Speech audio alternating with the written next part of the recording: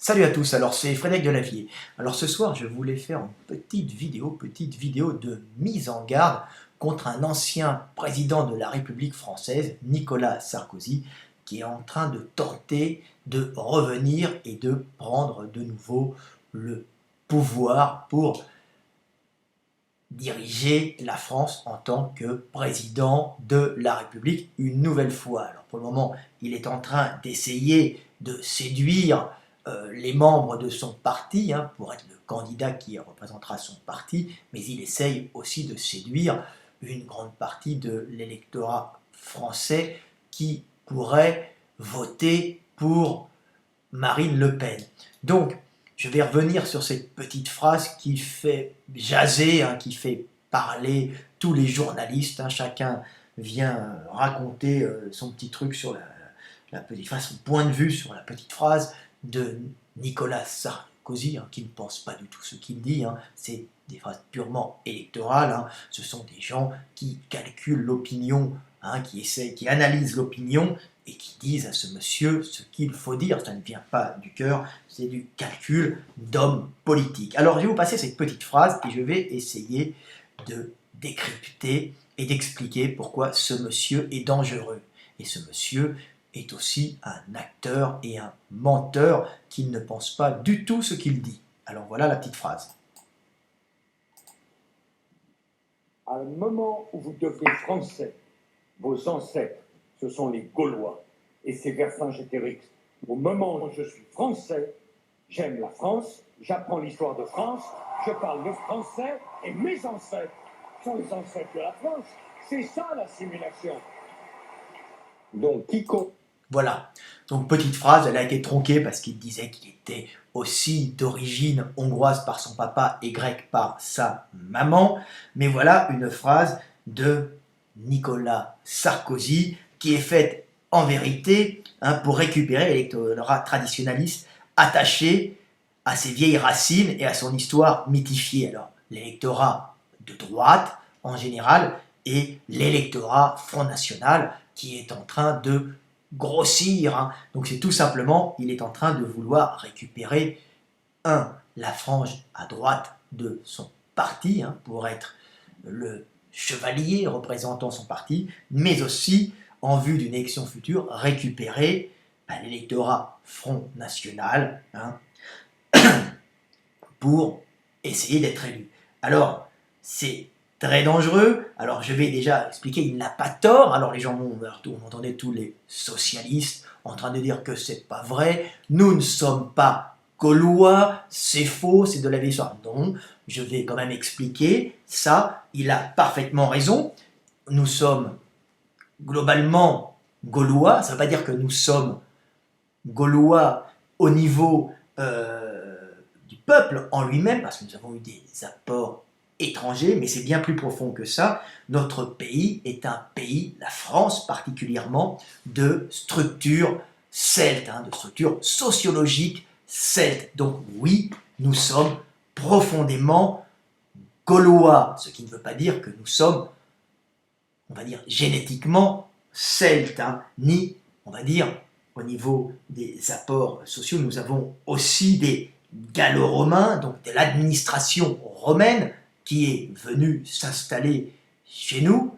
Donc nous sommes gallo-romains aussi, mais le substrat de la population est à la base celte, bien sûr, mais il y a plus profond que le substrat génétique, il y a surtout la structure sociale. Le système de caste français est directement issu du système celte, qui est un système à la base profondément inégalitaire, avec des castes dirigeantes et ensuite des hommes qu'ils appelaient des hommes libres, qui étaient en vérité des esclaves, des gens qui travaillaient pour les castes dirigeantes, et les castes dirigeantes étaient castes dirigeantes de père en fils, donc c'était familial, et il n'y avait pas de montée sociale, comme à Rome, comme chez les Romains par exemple, où il y avait un moyen de monter socialement en travaillant, en faisant la légion, en faisant l'armée pour acquérir la citoyenneté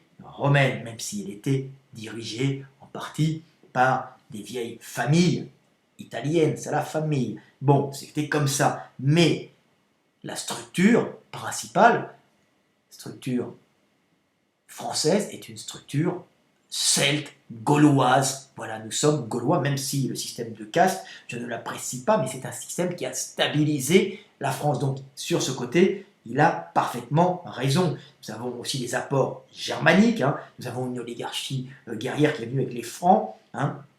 Donc, les Germains, c'est encore quelque chose de différent au niveau mentalité, hein. Les Germains, c'est la Germanie, c'était des structures, ce sont des tribus, alors tout ça se mélange un peu bien sûr, hein, mais ce sont des tribus qui sont depuis le début basées sur une certaine méritocratie, hein. Ça n'a pas du tout, ils n'ont pas, ils n'ont pas la même structure que la structure celte, et vraiment une structure de caste, hein. Ensuite, nous avons bien sûr des apports génétiques qui sont vus partout, hein, des apports culturels et génétiques de nombreux peuples, hein, germaniques bien sûr, hein. Nous sommes frontaliers à l'Allemagne, hein, slaves, avec les Polonais, on a eu aussi des Russes, on a eu des Polonais qui à un certain moment sont venus travailler, se sont installés en France, latins, bien sûr, on est proche des Italiens, donc on a des Italiens qui sont venus, hein, je parle bien sûr, c'est des apports culturels, des apports génétiques aussi, hein, de peuples qui venaient plus du sud, des Espagnols, des Ibériques, des Portugais qui sont venus travailler aussi, hein. Donc on a des apports culturels et des apports génétiques, hein. Il y a un brassage européen, bien sûr. Nous avons des apports plus récents africains avec des Antillais, et nous avons eu la Ligue Antillais, et aussi avec des Africains, hein.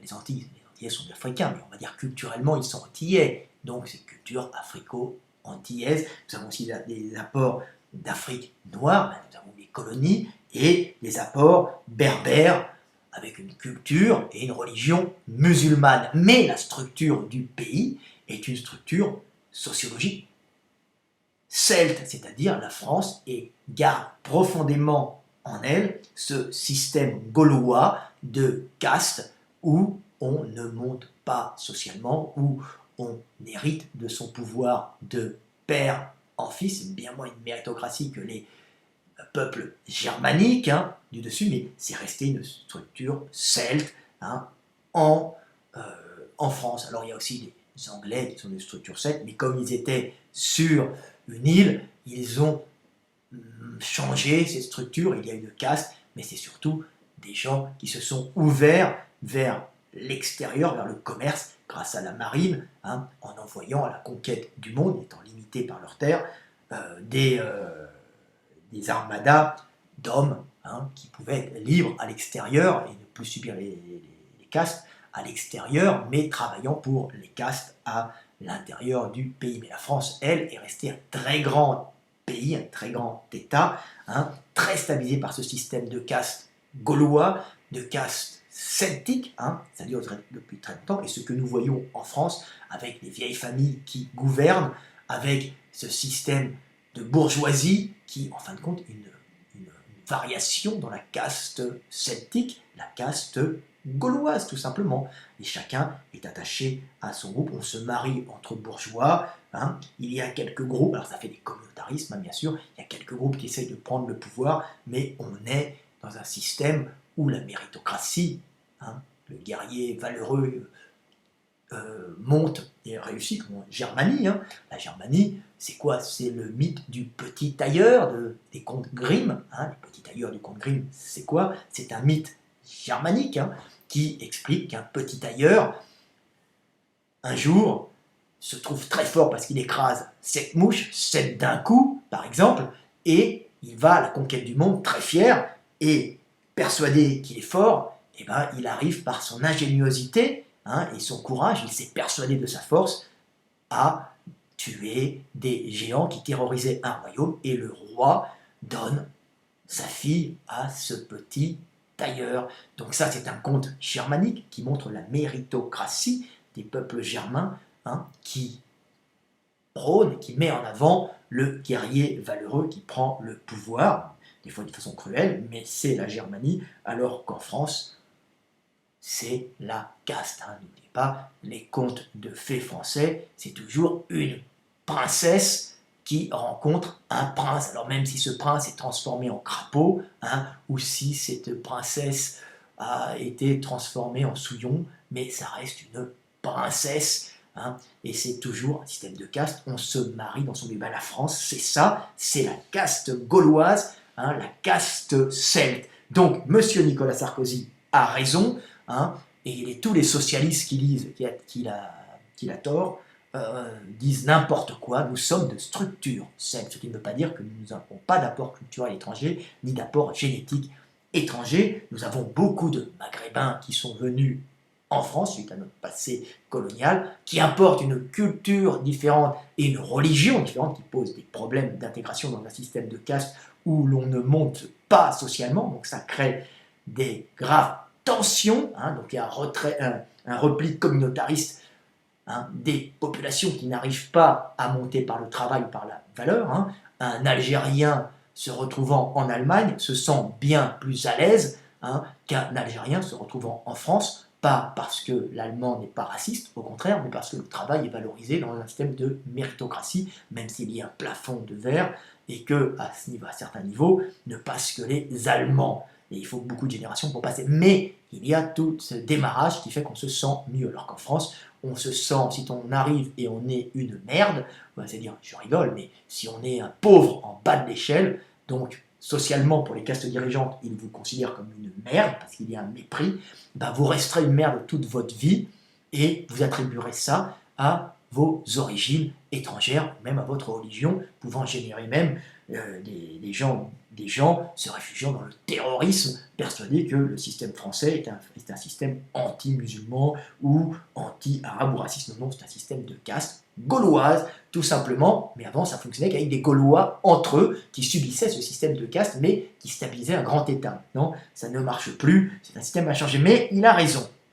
Par contre, c'est un traître, c'est un menteur, il fait comme s'il veut défendre la France, mais c'est complètement faux, parce que le problème, hein, c'est que M. Nicolas Sarkozy s'est comporté en traître avec les Français, hein, en exonérant d'impôts sur les plus-values, hein, les Qataris, ce qui est, à proprement parler, une loi raciale. Hein. C'est comme si, par exemple, on interdisait aux Noirs de rentrer dans un bus. Tout simplement, c'est une loi raciale. Hein. Donc c'est une honte. Donc c'est un monsieur qui se dit attaché à la France, se dit attaché à la culture française gauloise. Mais en vérité, c'est un effet. Il veut donner un style à sa campagne pour s'attirer un électorat. Et il n'en a rien à foutre. Ce n'est qu'un arriviste, car ce monsieur a vendu notre pays aux monarchies du Golfe qui rachètent tout grâce au dollar, ce qui est une monnaie fictive, hein, tout le monde le sait. Je n'ai rien contre les Américains, mais ils sont très intelligents, ils impriment du billet, hein, en échange duquel ils rachètent. Donc c'est facile, on imprime du billet, on met la réserve fédérale devant, on dit qu'on ne dirige pas, c'est pas vrai, on imprime du billet vert et on rachète le pétrole à des monarchies musulmanes du Golfe, hein, on leur achète, donc ça ne coûte rien, et s'ils ne veulent pas l'acheter, de toute façon on a des gros canons et on leur dit fais attention, autrement on va te générer des tensions dans ton pays et on va te massacrer. Donc les monarchies du Golfe nous rachètent les billets, les monarchies du Golfe vendent leur pétrole en échange de monnaie fictive, et puis avec des canons sur leur tête, ils ne peuvent pas faire autrement, puisque de toute façon leur armement, c'est les Américains qui leur filent, hein.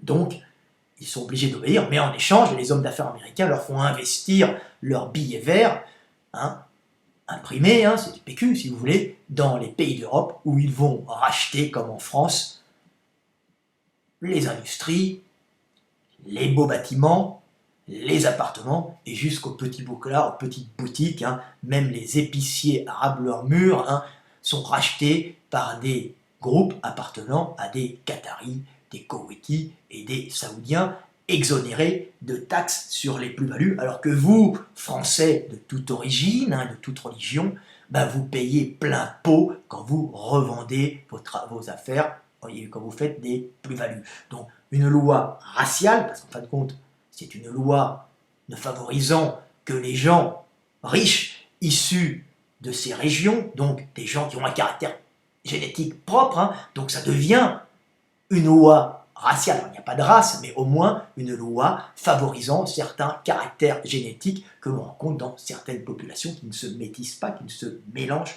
pas. Hein. C'est Sarkozy qui disait aussi qu'il fallait réussir le défi du métissage. Hein. Lui, il ne s'est pas métissé, hein. C'est tout simplement des effets pour pouvoir surfer sur l'air du temps. Hein. On va dire qu'on veut réussir le défi du métissage, et après on va dire qu'on est tous gaulois. Vous comprenez un peu qu'il y a quelque chose de pas très bon. Alors heureusement, je suis en Hongrie, loin de cette médiocrité, mais voilà ce que je voulais dire. Hein. Donc faites attention, ce monsieur est un traître, il en a rien à foutre de la Gaule et des Gaulois. Il a d'ailleurs vendu la France, hein, grâce à des exonérations fiscales pour des personnes de type, hein, sur des personnes ayant des caractères génétiques propres qui sont les Arabes du Golfe. Un Arabe du Golfe, face à la loi française, face à la fiscalité française, a beaucoup plus de valeur et a beaucoup plus d'avantages que vous qui êtes né sur le sol français. Donc vous ne pouvez pas voter et vous ne devez pas jamais réélire un traître au peuple de France. Voilà, c'était Fred Delavier. À bientôt, en espérant qu'un jour le peuple de France puisse voter ses lois et que les politiques ne représentent simplement que des gens proposant des lois que le peuple votera et non des tribuns essayant par leur charisme de se faire élire par un peuple de moutons, élisant en fin de compte celui qui est le plus souvent passé à la télévision appartenant à des puissances qui financent nos hommes politiques. C'est une honte. Espérons qu'un jour, le peuple prenne le pouvoir, et le peuple a le pouvoir, quand il a le pouvoir de voter ses lois ou de les dévoter, donc de choisir son avenir et de rectifier quand ça ne va pas.